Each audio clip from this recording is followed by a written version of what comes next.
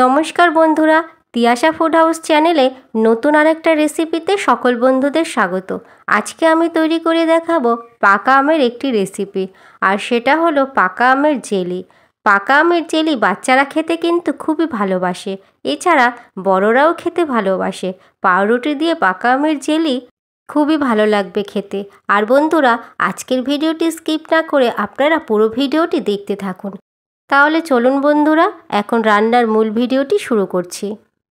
পাকা আমের রেসিপির জন্য আমি এখানে একটা পাকা আম নিয়েছি, বড় সাইজের আমি একটা আম নিয়েছি। আম একটু ভালো নিয়েছি, তবে আজকের এই রেসিপির জন্য আম একটু ভালো নিলেই বেশি ভালো হবে। আর বন্ধুরা, আমের পরিমাণটা আপনারা বেশি করেও নিতে পারেন। এইবারে আমি ছুরি দিয়ে আমের দু সাইড থেকে প্রথমে কেটে নেব। আপনারা চাইলে বটি দিয়েও আমটাকে কেটে নিতে পারেন।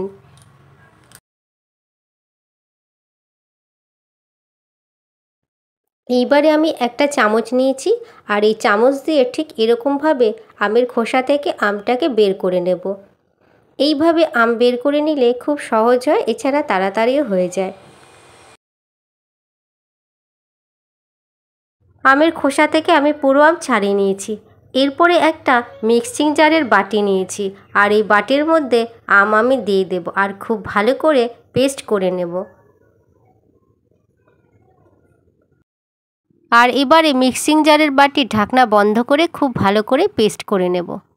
আর এই দেখুন বন্ধুরা, খুব ভালো করে আমি পেস্ট করে নিয়েছি, একদম মিহিভাবে পেস্ট করে নিয়েছি আম। আর এবারে আমের জেলি তৈরির জন্য একটা কড়াই বসিয়ে দিয়েছি ওভেনে। তার মধ্যে আমি সমস্ত আমের পাল্প দিয়ে দিয়েছি। এইবারে আমি নেড়ে নেব। আমের পাল্প দিয়ে তারপরে আমি একটু নেড়ে চেড়ে নিচ্ছি। আর এখন আমি আমের জেলি বানানোর জন্য দিয়ে দিলাম চিনি।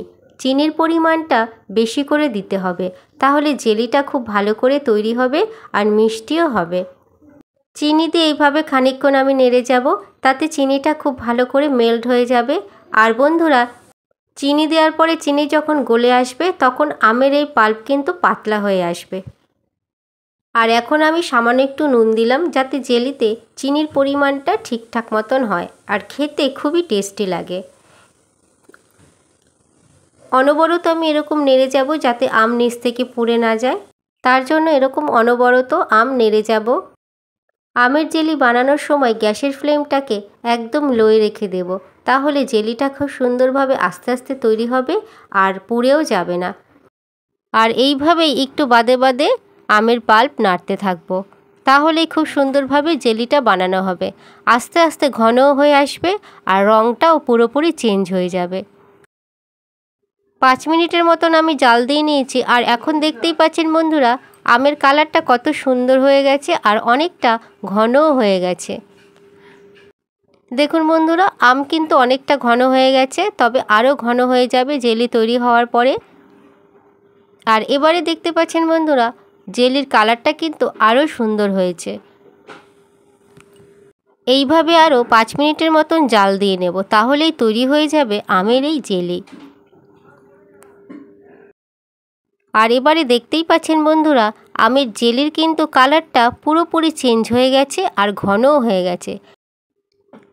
তাহলে বন্ধুরা, দেখতেই পেলেন কত সহজভাবে কত তাড়াতাড়ি আমের জেলি বানানো হয়ে গেল। একদমই কিন্তু ঘন হয়ে গেছে, ঠান্ডা হয়ে গেলে আরও ঘন হয়ে যাবে। আমের জেলি তৈরির পরে একটা বাটির মধ্যে আমি রেখে দেব, আর তারপরে এই আমের জেলি ভালো করে ঠান্ডা করে নেব। জেলি খুব ভালো করে ঠান্ডা করে নিয়েছি। আর এবারে দেখুন বন্ধুরা, কত সুন্দরভাবে আমের জেলি তৈরি হয়ে গেছে আর অনেকটাও ঘনও হয়ে গেছে।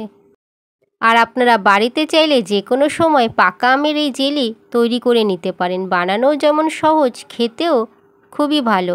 মাত্র 2টো উপকরণ দিয়ে আমের জেলি আপনারা তৈরি করে নেবেন।